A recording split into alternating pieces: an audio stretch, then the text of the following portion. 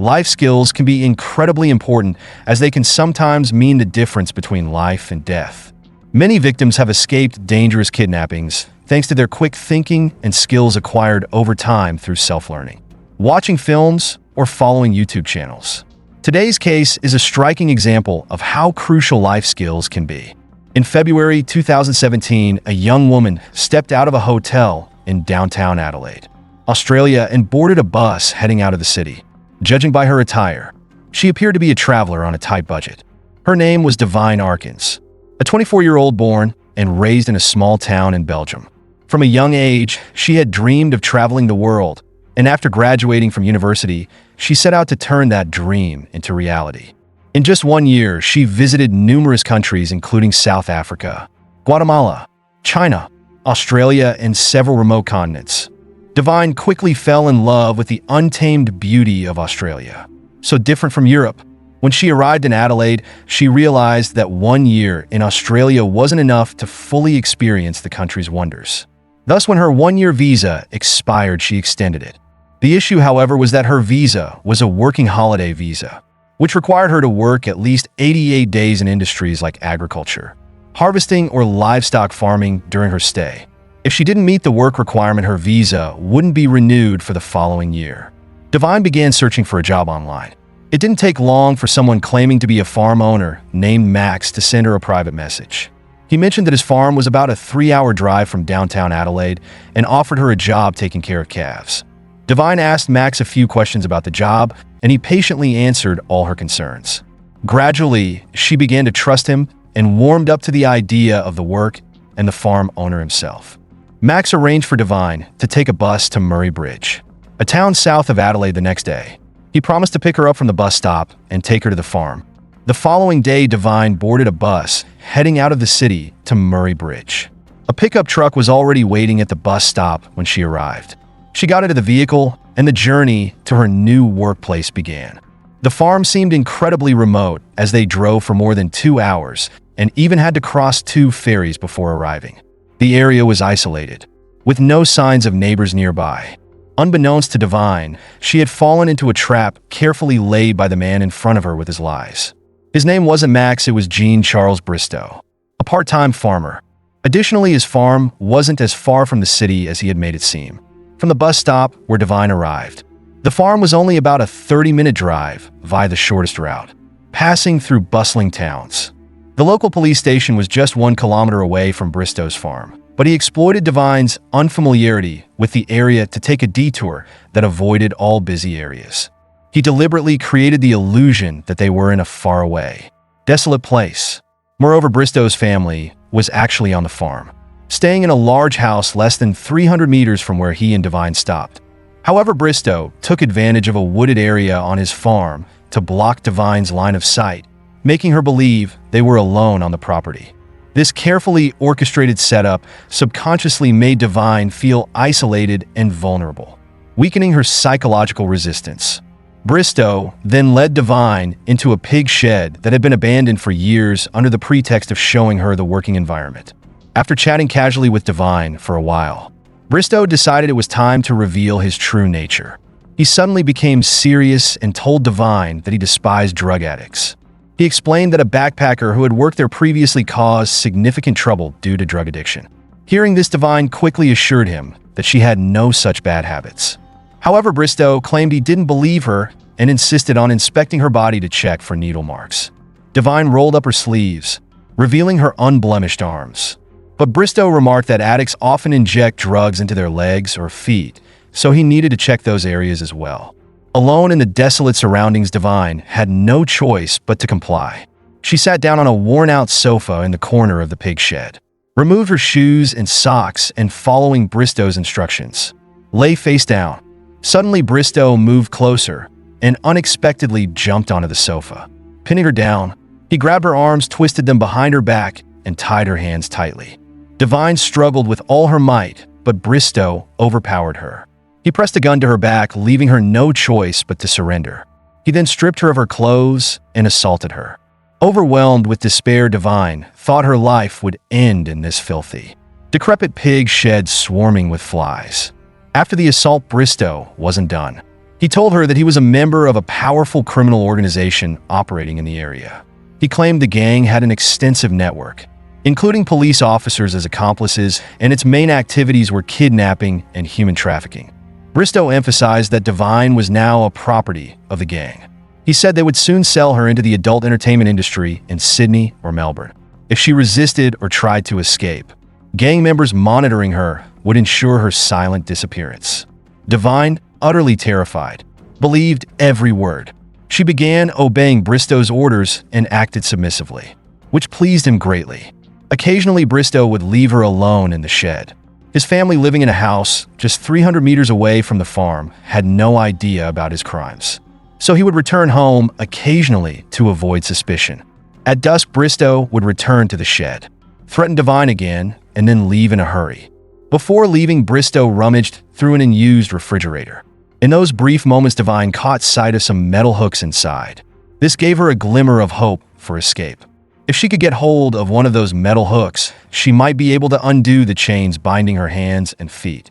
After hearing Bristow's footsteps fade into the distance, Divine quickly opened the refrigerator, grabbed a small metal hook, and began working to loosen the bolts on her shackles. After some effort, she finally managed to loosen the last bolt. Overjoyed, Divine freed herself from the chains on her hands and feet. Despite being unchained, but she was still uncertain of her surroundings, because Bristow had deliberately taken a remote route. She had no idea that just 1 kilometer away lay a town and a police station. She feared getting lost in the wilderness at night, and was even more terrified of being pursued by the gang Bristow had mentioned, which might subject her to even greater suffering and a tragic fate. At that moment, her eyes fell on her backpack, which Bristow had tossed into a distant corner earlier. She hurried over, opened it, and discovered that her laptop and a USB network dongle were still inside. It seemed Bristow had taken her phone and assumed that was enough to cut her off from the outside world. So he hadn't checked her backpack thoroughly. His carelessness gave Divine a chance to survive. She plugged the USB dongle into her laptop and powered it on, praying fervently that Bristow wouldn't return at that moment. When the laptop screen lit up, she logged into her Facebook account and began sending messages pleading for help to all her friends, regardless of whether they would respond. The information Divine sent included details of her abduction and the remote location of a farm in South Australia. Before arriving at the farm, she had passed through Murray Bridge and taken 2 ferry rides. She mentioned that the man who kidnapped her drove a red pickup truck along with a few other details. However, her desperate and fragmented messages seemed like a prank or a scam, so most people ignored them. Her parents in Belgium were asleep due to the time difference and didn't see her messages. Just as Divine was losing hope, one friend finally realized it wasn't a joke and started chatting with her directly. This friend was Wang Xiaojing, a Chinese woman in Australia on a working holiday visa. The two had met during a previous trip and had become friends. At the time, Xiaojing was working in Gold Coast, thousands of kilometers away. When she learned that Divine was in danger, she became extremely worried, but being so far away, could only try to gather as much information as possible from Divine. Xiaojing helped report the case to the police and sought assistance. The two exchanged numerous messages. Divine tried to provide as many details as she could before her mobile data ran out. In an instant, she was cut off from the outside world again. Divine returned to the sofa, resecured herself with handcuffs and chains, and waited silently for rescue. She wasn't sure how much time had passed. Night had fallen when from a distance, she heard a noise growing louder and closer until it stopped overhead. Divine realized it was the sound of a helicopter engine, although the helicopter left shortly after it returned the next morning. It was in fact a South Australia police helicopter searching for her. After Xiaojing's call to South Australia Police, a local emergency alert was issued within 10 minutes. Police began deploying all resources to pinpoint Divine's location. Knowing that Divine had passed through Murray Bridge, police began analyzing the communication history of cell towers in the surrounding area. They discovered that Divine's mobile signal had interacted with several towers before disappearing. Using triangulation methods, police determined that Divine was likely being held in an area called Menengi. This region contained numerous farms and terrain features matching Divine's description. The police deployed helicopters to search the area from above, focusing on locating a red pickup truck. That morning, the police spotted Bristow's pickup truck parked under a tree nearby. However, there wasn't enough evidence to obtain a search warrant for the farm. The police could only position patrol cars to monitor the roads around the property. Bristow seemed irritated by the persistent circling of the helicopter overhead. He attempted to drive away from the farm, but as soon as he left the gate, he was stopped by police for a vehicle inspection. Finding nothing suspicious at the scene, the police temporarily let Bristow go. However, the inspection made Bristow realize he was under surveillance. Recognizing the urgency of avoiding being caught red-handed, Bristow returned to the farm and hurried to the livestock shed. He unchained Divine, helped her put on clothes, and then quickly took her to his truck. He successfully transported Divine to the bus station in Murray Bridge, where they had first met. From there, he took her to a nearby hotel and arranged a room for her. Bristow advised her to stay silent and leave Australia quickly if she didn't want to endanger herself further. After that, he left. Terrified and unsure whether his warning was genuine, Divine locked herself in the hotel room for an entire day, as too scared to step outside. However, the next day, Divine felt extremely hungry and decided to leave her room. She put on a hat and discreetly walked to a nearby store to buy food. Unfortunately, she was recognized by an off-duty police officer, and within minutes, Divine was surrounded by a group of police officers. At first, she remembered Bristow's warning that some of the police could be his accomplices. She was so terrified that she didn't dare to say anything until she was brought directly to the police station. Only then did she feel assured that she was out of danger. She then recounted the horrifying experiences she endured over the past 2 days in detail. After taking her statement, a convoy of police vehicles accompanied by dozens of officers stormed Bristow's farm. Bristow was arrested while he had shaved his head bald and was preparing to flee. The police discovered that Bristow had thrown a pair of handcuffs and leg irons into a well to destroy evidence.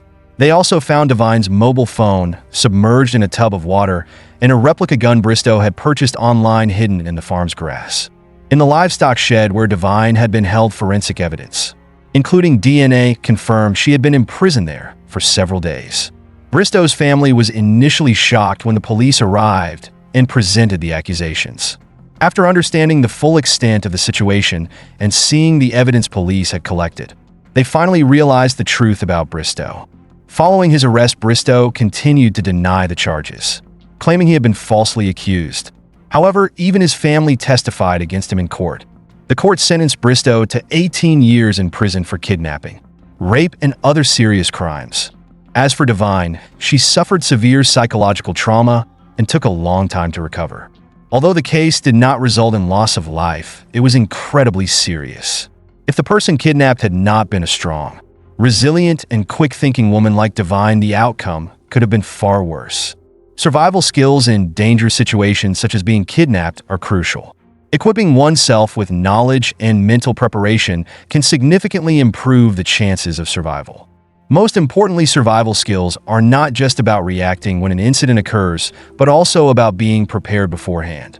Taking self-defense classes, mastering emergency response skills, and always sharing your travel plans or location with loved ones when going out are ways to reduce the risk of kidnapping. What are your thoughts on this woman's survival skills? Fidel Castro was one of the most controversial and influential figures in 20th century Latin America. While some revered him as a revolutionary hero, others viewed him as a dictator. However, no one could deny his pivotal role in modern history, particularly after he assumed power in Cuba in February 1959. Castro posed a major threat to the U.S., especially as he developed close ties with the Soviet Union. In response, the U.S. government, particularly the CIA, conducted numerous operations aimed at eliminating the Cuban leader. Over the course of 45 years, they attempted a wide range of assassination plots against Fidel Castro, employing everything from explosives to elaborate schemes like honey traps and even heavy weaponry, such as artillery and surface-to-air missiles. Castro's survival made him one of the most resilient politicians in modern history. According to CIA declassified documents, in 2007, at least 8 assassination attempts were made on him between 1960 and 1965 alone. But the actual number is even more shocking. 634 assassination attempts were reported between 1959 and 2000. as revealed by General Fabian Escalante, the former head of Cuba's intelligence service. In his book 634 Ways to Kill Fidel, the CIA and Mafia Plot to Assassinate Fidel Castro. The credibility of this figure is further supported by Nikolai Leonov, a former KGB agent and key liaison between Soviet leader Nikita Khrushchev and Castro. Castro's extraordinary survival was due not only to Cuba's effective security and intelligence systems, but also to an element of sheer luck. When asked about his survival against hundreds of assassination attempts, Castro made a witty remark to Leonov stating, "Those who want to kill me have a weakness in their resolve. They want to live to see what will happen after my death." This statement reflects not only his sharp wit, but also his remarkable resilience in the face of constant threats to his life. The concept of assassination, in Castro's case, encompasses far more than conventional definitions. It included everything from direct sniper attacks to failed plans involving explosives, poison, and even bizarre ideas that only ever existed on paper. However, there is substantial evidence to confirm that many of these plans were actually set in motion. In the early 1960s, with the approval of the U.S. president, a large-scale campaign was launched to overthrow Cuba's revolutionary government. General Fabian Escalante disclosed that the CIA had set up a highly active operational base in Florida staffed with more than 400 officers and 4,000 Cuban agents. From there, they managed over 300 covert organizations with the unified goal of eliminating Castro. One of the peak efforts was the creation of Brigade 2506, a special task force trained in Cuba specifically aimed at toppling Castro's government. In April 1961, just a year after Castro took power, the U.S. government offered a Cuban citizen $10,000 to assassinate him. The plan was to stage a traffic accident that would target not only Castro, but also other leaders like Che Guevara and Raul Castro. However, the hired assassin fled with the money, marking a memorable failure in the CIA's string of unsuccessful attempts. One of the biggest challenges in assassinating Castro was accessing his private life. The CIA came up with the idea of using a honey trap to carry out this mission. Marita Lorenz, a German woman living in New York, had an on-and-off relationship with Castro since their accidental meeting at Havana's harbor in 1959. During a trip to the U.S., she was persuaded by the CIA to participate in an assassination plot against him in January 1960. Marita returned to Cuba with poison hidden in her luggage, but at the last moment, she couldn't summon the courage to carry out the mission. There are two different accounts of what happened next. In one version, Marita threw the poison down the sink. In another, the vial of poison had been hidden in a lotion bottle and melted. That night, Marita spent time with Fidel, and afterward she returned to the U.S., joining the International Anti-Communist Brigade, ending her ironic tale. After repeated failures, the CIA had to devise even more elaborate plots to remove Castro. One of the unique ideas focused on his habit of smoking cigars.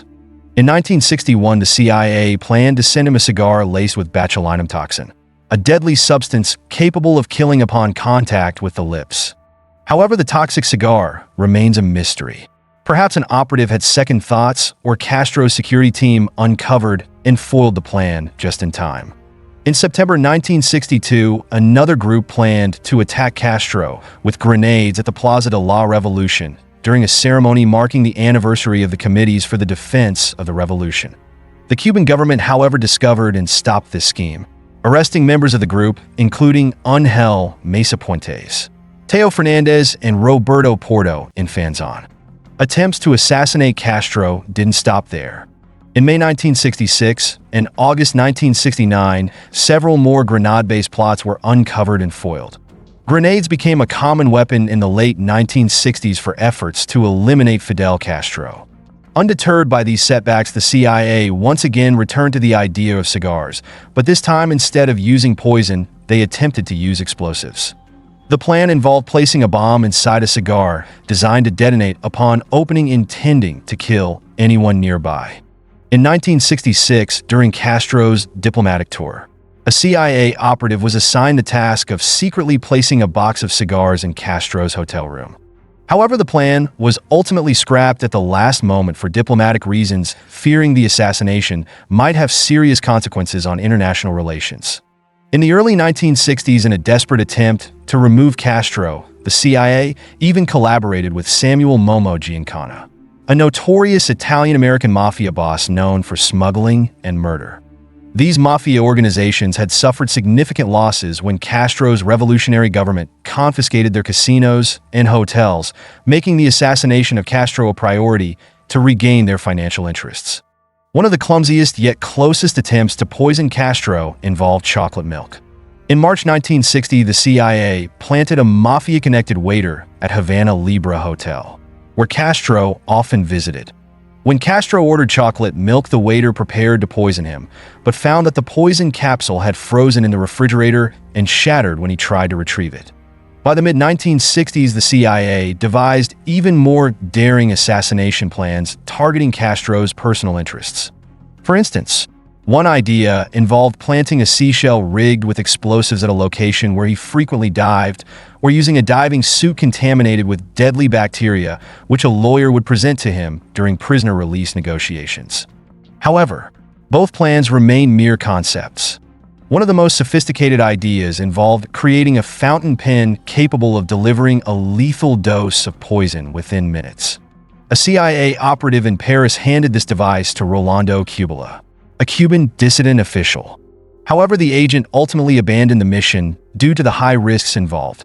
After numerous failed assassination attempts, the CIA shifted focus from trying to kill Castro to discrediting him. One of the most unique plans aimed at targeting his beard, a symbol of the Cuban Revolution. They considered using depilatory chemicals in his shoes or cigars to cause his hair to fall out, intending to destroy his iconic image.